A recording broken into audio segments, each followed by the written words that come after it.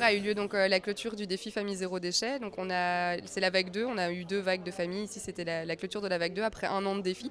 Donc on a décidé d'organiser cette petite soirée sans atelier cette fois-ci, en faisant un bilan de tout ce qui s'est passé, un rappel des différents ateliers qui ont eu lieu. On a demandé aux familles de faire un engagement aussi pour l'avenir. Donc ils ont tous noté sur un petit papier ce à quoi ils s'engageaient pour après.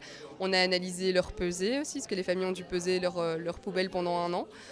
Donc on a fait un petit peu le bilan de tout ça ce soir en toute convivialité.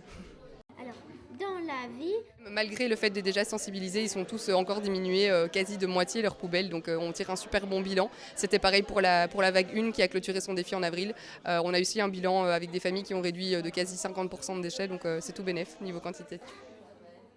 C'était hyper important pour nous qu'il y ait cette cohésion, dans le groupe, et ça reste le point le plus positif.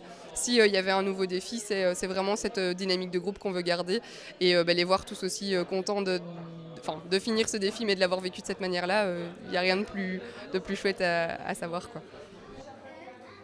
On essaie de convaincre des convaincus.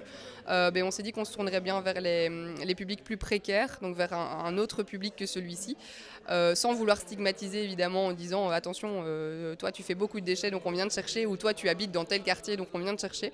Mais le but est vraiment évidemment de convaincre des non convaincus, et pourquoi pas demander aux familles zéro déchet déjà convaincues de participer à ce challenge.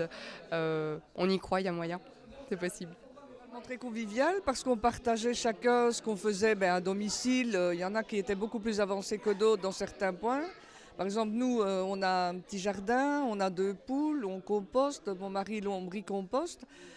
Certains d'autres étaient plus avancés dans les produits cosmétiques. Donc c'était vraiment très convivial, aussi bien pour les ateliers que pour les papotes et partages. Vous êtes satisfaite de ce parcours? Mais très satisfaite, et je le referai très volontiers. Et moi, je le recommande à toute autre personne.